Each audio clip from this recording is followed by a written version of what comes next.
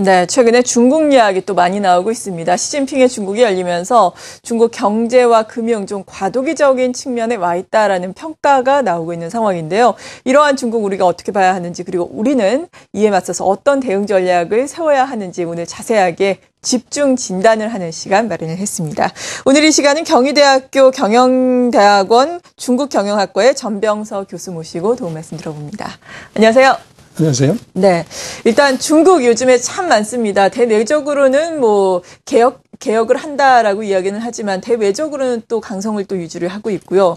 일단 출발은 우리가 보기에는 좀 불안불안한 모습인데 그래도 장기적으로 보자면은 잘 출발을 하고 있다라고 봐도 되겠습니까? 네, 뭐 중국 경제에 대해서 굉장히 많은 불안이 있는데요. 네. 차트를 제가 준비한 걸 하나 보시면 좋겠는데요. 네. 미국, 한국, 중국의 GDP 성장률을 한번 보시면요. 미국 같은 경우, 한국 같은 경우는 2011년 4분기가 경기가 가장 좋았던 때라고 사진을 놓고 보면 그 사이 1분기까지 GDP 하락률이 한 55%, 6%가 넘습니다. 근데 중국의 경우는 8.7에서 7.7, 한 10% 정도 내려온 거죠.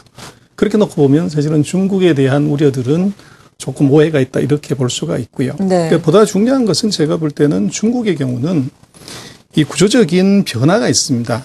그래서 그 지금까지 최근 30년 동안 중국이 매년 10%씩 성장을 시켰던 그 주인공들은 바로 무관들이었습니다. 그래서 공대생들이 30년 동안 G2를 만든 것이죠. 그런데 이번 새로운 정부에서 등장한 분들은 전부 문과생들입니다. 그래서 법대와 이제 그 상대를 나오신 분들이 그 주석과 총리를 이제 하고 있습니다. 그래서 그 정치 지도자의 개혁이 이루어졌다고 사실은 봐야 되는 것이죠. 그래서 서방 세계에서는 그런 부분에 대해서는 크게 관심을 갖지는 않는데 문제는 이 사람들이 그 얘기하고 있는 목표가 완전히 다르다는 것입니다. 그래서 지금 차트를 한번 보시면 그 시진핑 시대 경제 성장률 목표라고 도표가 있는데요. 이 후진타오 시대에 두 자릿수 성장을 했습니다. 10.7%. 여러 가지 어려움이 있었지만 그런데 이번에 시진핑 정부가 들어서서 내세운 목표는 7.2% 정도입니다. 한 3% 정도 성장률이 뚝 떨어지는 것이죠. 예. 그래서 그럼에도 불구하고 중국은 이대로 가겠다는 겁니다. 그래서 이게 새로운 정부의 목표는 고성장이 아닙니다. 그래서 이게 이제 서방 세계에서 과거 30년 동안 왔던 중국의 관성을 중국이 떨어버리지 못하는 것이 아니라 서방 세계가 그 인식을 못하고 있는 것이죠. 그래서 지금 시진핑 정부에서 그 주장하는 또 이제 하려고 하는 방향들을 보면 최근 30년 동안의 고성장의 후유증을 앞으로 1, 2년 내에 털어내겠다. 이게 이제 시진핑 정부의 스타트라인이라고 보셔야 될 것 같습니다. 네. 그리고 또 우리가 뭐 증권시장 입장에서 최근에 중국발 이슈를 살펴보자면은 물론 장기적인 악재가 되진 않았지만 단기적으로 또 흔들었던 것이 중국 금융권에 대한 유동성 경색 우려감이었거든요. 이 부분은 우리가 어떻게 봐야 되겠습니까? 네, 국가 부도 사태에서나 나타날 수 있는 단기 금리가 30%가 올라가는 일이 최근에 중국에서 벌어졌고 네. 그래서 이제 많은 서방에서는 중국에서 금융위기가 발생했다 이렇게 이제 그 코멘트도 했었는데요. 사실은 정확하게 들여다보면 그것은 일부 금융기관들의 그 유동성에서 기간의 미스매치가 발생함으로 해서 나타난 이제 그 단기 자금 부족이라고 사실은 봐야 됩니다. 네. 그래서 지금 많이 이제 그 얘기하고 있는 그림자 금융하고도 한계가 있습니다만은 그렇죠. 지금 그 이번에 문제가 됐던 그 은행들의 금융상품 구조를 한번 보시겠습니다. 예. 그래서 보통의 경우는 차트를 한번 보시면 예금자가 은행에 이제 예금을 하고 대출을 해주는 이런 구조에 한 3%의 수익률을 보는 구조입니다. 근데 이번에 지금 문제가 된 그 광따은행하고 이제 흥업은행 간 거래에서는 사실은 은행들이 감독원의 규제를 받지 않는 이 대출 이외에 소위 말하는 금융상품을 지급을 하는 것이죠. 그래서 수익률이 한 8.2% 되다가 보니까 돈이 이런 쪽으로 몰리게 됩니다. 그래서 이게 바로 신탁상품이고 기업들은 신탁대출을 받아가는 이제 이런 구조였다는 거죠.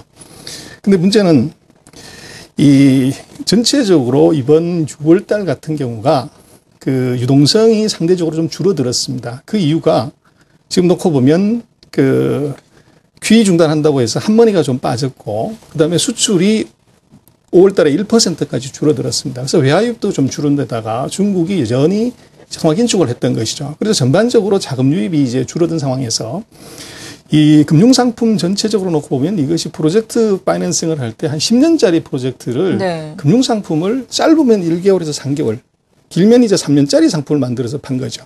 그래서 이게 만기가 돌아왔을 때 자금의 쇼티지가 나면 이제 문제가 됩니다. 그래서 지금 자금 수요들 측면에서 놓고 보면 6월 달이 바로 이제 단오절 자금 수요가 크게 있었고, 그리고 6월 달에 그 지준 예치가 있고 또 법인세 납부도 있습니다. 그리고 이번에 한 1.5조 정도 위안으로 이제 그 금융상품 만기가 돌아온 것이죠. 여기에서 이제 자금이 꼬인 것이 주된 이유고, 그래서 도표를 한번 다시 보시면은 지금 은행에서 유동성이 어떻게 이번에 문제가 됐었냐를 보면 이 위에 있는 그림입니다만은 100억을 한 7일 정도만 빌린다고 그랬을 때 은행 간 금리가 한 2% 정도 정상적인 경우에. 근데 이번의 경우는 쇼티지가 나는 바람에 돈이 없다고 이제 얘기를 하는 바람에 이것이 13%까지 확 올라가 버린 것이죠. 네. 그래서 이게 이제 각 은행들의 입장에서는 이 더 이상 돈을 빌려주지 않는 상황이 벌어진 것이 유동성 사태의 그 본질입니다.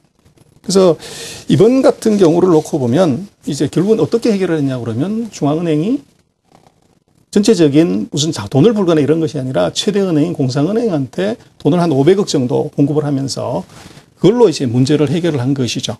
그래서 그렇게 놓고 보면 이번 같은 경우는 사실은 금융위기라고 하면 대형 금융사고가 터졌거나 은행이 지급불능 사태가 발생했거나 또는 이제 제조업이나 특정한 산업에서 부도가 발생해서 은행에 부실이 발생해야 되는데 이번 같은 경우는 정확하게 놓고 보자면 금융기관들의 금융상품의 기간 미스매치 때문에 발생한 일이라고 볼 수가 있는 거죠. 네. 하지만 또 이러한 일이 나오자마자 앞서 말씀하신 것처럼 조치가 실행된 게 아니잖아요. 나오자마자 며칠간은 이것이 뭐 중국의 유동성은 많다. 뭐 이것이 큰 문제는 아니다라고 조금 약간 뒷걸음질 치는 모습을 보여왔거든요. 좀 여유로운 행태를 보였는데 이것도 지도부의 교체와 지도부의 성격과 좀 연관지어서 생각해 볼 수 있는 문제인가요? 밀접한 상관성이 있습니다. 예. 그래서 최근에 서방세계가 중국에 대해서 이해 못하는 많은 부분들이 소위 말하는 리커창 스타일입니다.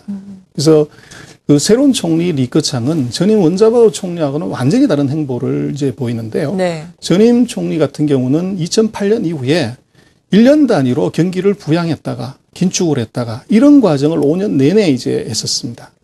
그래서 이번에 새로이 이제 취임한 그 리커창 총리의 경우들은 경제 안정적 운영 유지가 이것이 최대 목표고 그러다가 보니까 통화 정책을 안정적으로 유지하는 것이 가장 중요한 정책으로 생각을 합니다. 네. 그리고 리커창 총리 같은 경우들은 북경대 경제학 박사 출신입니다. 그래서 경제통이 30년 만에 중국의 총리로 들어온 것이고 그래서 이 지금 중국 같은 경우는 사실은 금융정책에 새로운 어떤 시도를 하고 있다고 봐야 됩니다. 예전 같았으면은 원자바 총리 시절에는 문제가 되면 돈을 먼저 갖다 풀어서 그렇죠. 이제 예. 문제를 해결하는 방안인데 최근 1년 반 동안 중국은 돈을 풀지 않습니다. 대신 서방 세계에서 많이 하고 있는 예를 들어서 금리를 조정한다든지 지준율을 조정한다든지 그리고 예를 들면 공개 시장 조작을 한다든지 그리고 이번 같은 경우도 문제를 해결하는 데 있어서 그 재할인율 정책을 통해서 이 유동성을 조절을 한 것이죠. 네. 그래서 지금 서방 세계가 하고 있는 금융 정책을 그대로 중국이 지금 시행을 해보고 있는 단계라고 보여집니다.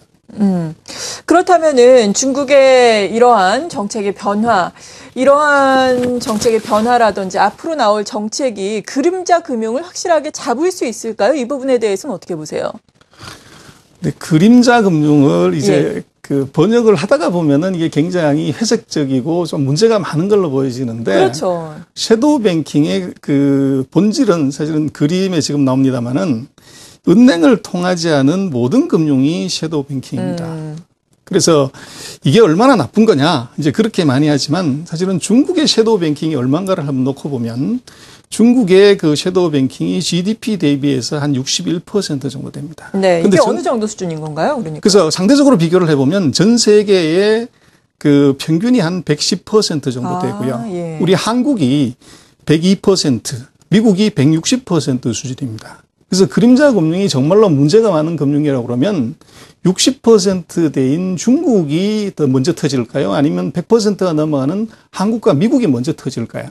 그래서 여기에 큰 이제 오해가 있고요. 지금 전 세계 그림자 금융을 한번 차트를 다시 한번 보시면 네. 전 세계 그림자 금융에서 가장 그 비중이 큰 것이 미국이 35%입니다. 그리고 우리 한국이 한 2% 정도 되고요. 그리고 중국은 그림자 금융이 그렇게 난리를 치지만 전 세계 그림자 금융 토탈의 쉐어는 1%밖에 되지 않습니다.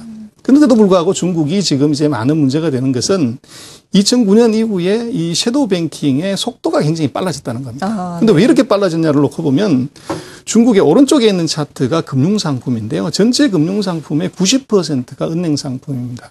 근데 2010년부터 시작해서 정부가 긴축을 들어가는 바람에 은행에서 대출을 받기가 굉장히 어려워진 것이죠. 네. 그래서 상대적으로 은행의 규제를 받지 않는 대출, 이제 이것이 확 늘어난 것이고요.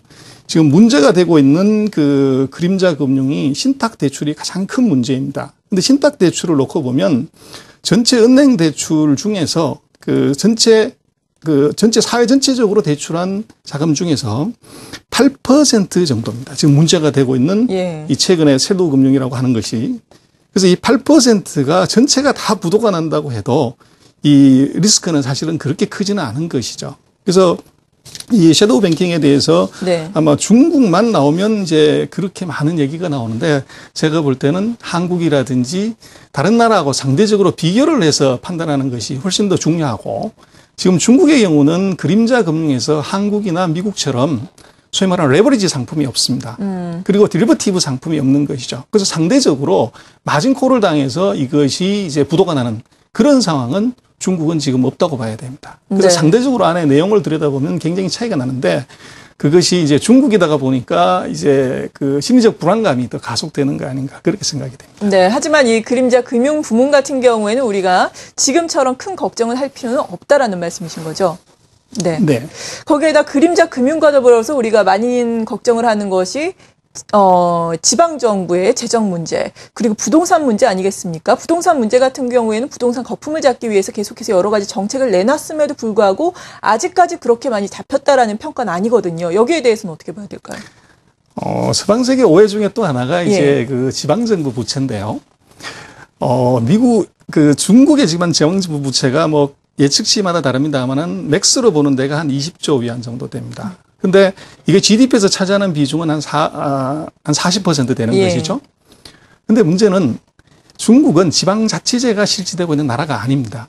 그래서 한국이나 미국 같은 경우에 지자체를 실시하고 지방자치제를 실시하고 있는 일부 주들은 사실은 이미 지방정부가 돈을 못 갚는 상황이 이미 발생을 했습니다. 그럼에도 불구하고 여전히 돌아가는 것이죠. 근데 중국의 경우는 중앙집권제가 되고 있는 나라에서 일부 지방정부에 만약에 디폴트가 났다고 했을 때 그것이 서방세계처럼 거기서 끝이 나는 거냐? 전혀 그렇지 않다는 것이죠. 그리고 지금 중국 같은 경우는 지방정부 재정의 70%가 중앙정부의 보조금입니다. 그리고 지금 지방정부가 대출을 많이 해줘서 문제가 된다고 하는 것이 중앙정부가 경기를 부양하려고 지방정부에게 투자를 하라고 사실은 부추긴 효과가 있고 근데 지방정부의 주된 수입이 뭐냐 그러면 한 전체 30%, 50%의 지방정부의 수입이 토지 매각 대금입니다. 그래서 중국의 기업 재무제표에서는 한국에는 입지만 없는 항목이 있어요. 토지라는 항목이 없습니다. 토지가 국유이기 때문에 이 토지 사용권을 매각을 해서 지방정부 재정의 한 30에서 50%를 조달하는 것이죠. 그럼 다르게 생각을 하면 사실은 중국의 지방정부 채권은 중국의 지방성정부가 갖고 있는 땅이 담보가 돼 있다고 봐야 됩니다. 그래서 만약에 빚을 못 갚는다고 하면 땅을 더 팔면 되는 것이죠. 그래서 그것이 서방세계에서 이 지방정부 발행체하고는 사실은 다른 점인데 그 부분에 대해서는 이제 상대적으로 인식이 조금 떨어지는 것 같고요. 말씀하신 지금 부동산 문제를 한번 보면은 그런 중국의 부동산 가격이 왜 안 떨어지냐 그러는데요. 중국은 구조적으로 부동산 가격이 올라갈 수밖에 없는 구조로 되어 있습니다. 그래서 수요 공급 측에서 다 마찬가지인데 일단 수요 측면에서 놓고 보면 중국에서 지금 중국의 도시화율이 52% 정도인데요. 1년에 도시화율이 1.36%씩 진행이 됩니다. 그래서 1.36% 그러면 뭐 그게 얼마 안 되는 것처럼 보이지만 거기다 13억 5천을 곱하면 1년에 2천만 명이 도시에 들어옵니다. 우리 분당 같은 도시가 1년에 40개씩이 더 생기는 거죠. 그래서 거기에 2천만 명의 인구가 도시로 들어오고 두 번째로는 1년에 중국에서 결혼하는 인구가 1,400만 쌍입니다. 그리고 1년에 대학을 졸업하는 사람들이 700만 명이에요. 네, 역시 인구가 많으니까요. 그래서 그렇게 되면 토탈에서 한 4천만 개 이상의 방이 필요한 거죠, 매년. 그럼 방 3개짜리 집을 짓는다고 치면 1년에 1,100만 채의 집을 지어야 됩니다. 근데 최근 3년 사이에 중국이 집을 가장 많이 지었던 데가 1,000만 채입니다.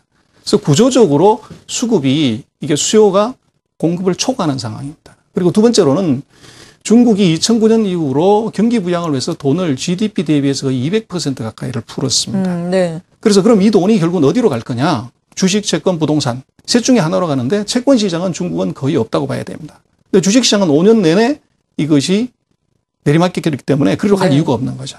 그래서 지금 부동산 쪽으로 돈이 갈 수밖에 없는 그런 구조로 되어 있기 때문에 중국으로서는 사실은 이게 부동산 가격이 적정한 수준으로 올라가는 것이 사실은 정부가 내심 바라는 것이지 떨어지는 것을 절대 바라지 않습니다. 네, 그래도 계속해서 거품을 잡겠다고 정책을 내놓은 이유는 어디 그래서 있습니까? 그것이 이제 어떻게 보면 과도한 상승을 막겠다는 것이죠. 그래서 상하이 같은 경우도 최근 한 3년 반 사이에 집값이 두 배 반 정도씩 올라간 거죠. 네. 그래서 결국은 중국 정부 입장에서는 부동산 가격이 떨어지면 가장 곤혹스러운 쪽이 정부가 됩니다. 왜냐하면 아까 말씀드린 것처럼 지방정부의 재정의 30%, 50%가 토지 매각 대금에서 조달하는 것이기 때문에 만약에 부동산 가격이 반토막 나면 네. 세금을 그만큼 더 걷어야 되는 것이죠. 그래서 중국의 부동산 투기 잡는 사람도 정부지만 그것을 부추기는 사람도 정부다. 그렇게 해석을 해야 되는 것이죠. 그래서 네. 거기서 굉장히 많은 이제 오해가 있는 것 같습니다. 네. 우리가 중국 정부, 중국의 뭐 3대 악재라고 생각하고 있는 그림자 금융 문제, 그리고 지방정부 문제, 부동산 문제에 대해서 자세하게 짚어봤는데, 전반적인 경기를 보더라도 지금, 중국 정부의 강력한 구조 개혁으로 인해서 중국 경기가 오히려 또 경착륙이 되지 않을까라는 경기에 대한 우려감도 전반적으로 또 생겨나고 있거든요. 이 부분은 어떻게 봐야 되겠습니까? 네, 중국의 지금 그 4대 과제라고 하면은 아까 말씀하신 뭐 차트 한번 보시면요. 예. 지방부채, 그림자금융, 부동산 버블, 그리고 또 하나가 이제 중국말로 양가오 이성 그러는데 두 가지의 높은 이제 소비를 하는 쪽하고 한쪽의 과잉인데 하나가 에너지 과잉, 에너지 과잉 소비, 또 높은 이제 환경 오염, 그리고 공급 과잉. 그래서 이 문제가 사실은 중국의 성장의 발목을 잡는데 네. 중국 정부가 최근 10년 동안 11%의 고성장을 했지만 거기에 후유증이 바로 이건데 지금 시진핑 정부 들어서는 이걸 뜯어 고치겠다는 겁니다. 그래서 중국의 국유기업의 대대적인 구조조정을 시작을 하는데 사실은 한국이나 미국 같이 자본주의 국가에서는 구조조정이 굉장히 어렵습니다. 이해관계가 많기 때문에. 근데 중국은 거의 대부분이 국유기업이기 때문에 M&A가 아주 쉽습니다. 네. 그래서 지금 중국은 그 몇백 개씩 되는 기업들을 지금 대대적인 구조조정을 들어가고 있고 거기서 한 5개 내지 6개 정도의 그 국제적인 기업을 이제 합병을 통해서 만들겠다는 것이 중국의 전략입니다. 그렇지만 중국이 이 구조조정을 통해서 이것을 성장률을 대폭적으로 떨어뜨린 정도로 갈 거냐 그렇게 보여지지는 않습니다. 그래서 그 구조조정의 방법이 큰 고기가 작은 고기를 잡아서 먹어 없애는 것이 아니라 큰 고기가 작은 고기를 자기 품 안에 안는 형태로 그렇게 진행되는 것이 중국의 구조조정입니다. 그래서 상대적으로 급격한 설비를 이제 줄여가지고 종업원들을 줄이는 구조가 아니라 네. 사회주의 국가이기 때문에 노동을 유지를 하면서 고용을 유지를 하면서 생산 캐파를 줄여나가는 단계적으로 이것이 이제 중국의 구조조정이죠. 그래서 그렇게 놓고 보면 장기적으로 봤을 때 그 지금 현재 구조조정은 굉장히 고통스러운 건 분명한데 이것이 내년 이후에 중국 경제에서는 굉장히 이제 좋은 시그널로 올 수 있고 거꾸로 상대적으로 중국의 그런 구조조정의 대상에 들어가 있는 다른 나라의 산업들은 중국이 구조조정이 끝난 순간에 엄청나게 강력한 경쟁자를 이제 코끼리를 만나게 되는 그런 현상이 나타날 수 있습니다. 네, 이제 저희가 서서히 중국의 미래와 또 이에 따른 우리의 대응 전략을 정리를 해봐야 할 시간인데 일단 앞서 말씀해 주신 것을 총괄해서 앞으로 그렇다면 중국에서 나올 수 있는 정책이라든지 이에 따른 중국의 변화 부분에 대해서 정리부터 해주시죠. 그래서 지금 중국에서 가장 관심 있게 봐야 특히 이제 증권시장 쪽에서 봐야 될 것은 예. 금융개혁입니다. 그래서 금년에 시행할 그 금리 자유화를 가장 이제 주시해서 봐야 될 상황이고요. 그래서 지금 중국에서 사실은 뭐가 가장 큰 문제냐가 되면 실물과 금융의 언밸런스인데 그래서 돈이 너무 이제 많이 풀린 것이죠. 그래서 많은 생각은 사실 중국이 공급 과잉이기 때문에 실물이 너무 과하다고 생각하지만 네. 지금 중국은 돈이 GDP의 2배가 풀려 있는 겁니다. 돈의 과잉인데 문제는 돈의 과잉인데 아까 말씀드린 것처럼 어떻게 이 쇼티지가 나서 금융기관들이 부도가는 상황이 벌어지냐는 것이죠. 그래서 그것은 중국 입장에서는 이 금융기관의 자금 흐름 이 부분을 원활하게 하는 것이 중요하다. 그런데 거기에 가장 중요한 메커니즘이 바로 가격을 통해서 금융정책을 만드는 것입니다. 그래서 금년 내에 중국이 금리 자유화를 본격적으로 시작할 가능성이 높고 그래서 금리 자유화가 미치는 이펙트는 지금 중국 상장회사들 전체 이익의 절반이 이게 금융권에서 나오는 이익입니다. 그래서 네. 만약에 금리가 지금보다 반 정도로 떨어지게 되면은 그 부분이 제조업들의 이익으로 다 환원이 되는 것이죠. 그렇게 되면 금융기관들의 PR이 낮은데 제조업들의 높은 PR이 적용이 된다 그러면 중국 시장은 바로 반등할 수 있는 가능성이 나오는 것이죠. 그래서 금리 자유와 금융개혁들을 조금 자세히 볼 필요가 있지 않는가 이렇게 생각합니다. 네. 그렇다면 이제는 우리나라는 중국의 어떤 점을 눈여겨봐야 하고 이에 따른 대응 전략을 어떻게 세워야 하는지 정리를 해봐야 할 텐데 마지막으로 어떻게 정리를 해주시겠어요? 중국이 성장률이 8에서 7로 떨어진다는 것이 이제 제가 볼 때는 중국이 문제가 아니라 한국이 문제입니다. 예. 그래서 한국의 경우는 중국 관련되는 작은 성장률 10% 하락에 우리가 이렇게 크게 샥을 받는 가장 큰 이유는 우리 산업 구조에 문제가 있습니다. 그래서 중국이 투자를 하면서 호황을 우리가 누렸었는데요. 최근 5년간. 그것이 거의 다가 수출 품목의 74%가 중간재입니다. 근데 시진핑 정부하고 이 후진타오 정부의 다른 점이 뭐냐? 시진핑 정부는 더 이상 투자 위주로 안 가겠다는 거죠. 네. 거기에서 우리가 크게 충격을 받는 거지. 투자를 안 하게 되면 중간재 수요가 대폭 줄어듭니다. 그러겠죠. 그래서 그것이 한국 경제의 가장 큰 리스크고 더 큰 리스크는 결국은 우리나라 전체 무역수지 흑자의 거의 3배 되는 금액이 대중국 흑자입니다. 그래서 중간재 부분에서 대규모의 흑자가 줄어드는 상황이 벌어지면 한국 상장기업들의 이익이 바로 영향을 받는 것이죠. 그래서 그렇게 놓고 보면 최근에 한국의 아마 전통산업들, 철강이라든지 화학이라든지 이런 기업들의 주가의 빠른 하락, 기업 이익의 급속한 하락이 바로 이게 차이나 리스크인데 이 차이나 리스크가 중국의 문제가 크다기보다는 우리나라 산업 구조의 문제가 더 크다는 것이죠. 그래서 이 부분에 대해서 우리가 빨리 소비재 쪽으로 이 포션을 높이지 않으면 이 차이나 리스크는 지금 2013년의 문제가 아니라 2014년이 되면 더 커질 수 있는 가능성이 큽니다. 네, 그렇군요. 중국 문제 우리가 오늘 집중 진단을 해보는 시간 마련을 했는데요. 앞으로 또 문제가 더욱더 커질 수 있다고 하니까 앞으로 자주 모셔봐야 되겠습니다. 경희대학교 중국경영학부의 전병서 교수 모시고 도움 말씀 들어봤습니다. 감사합니다. 네, 고맙습니다.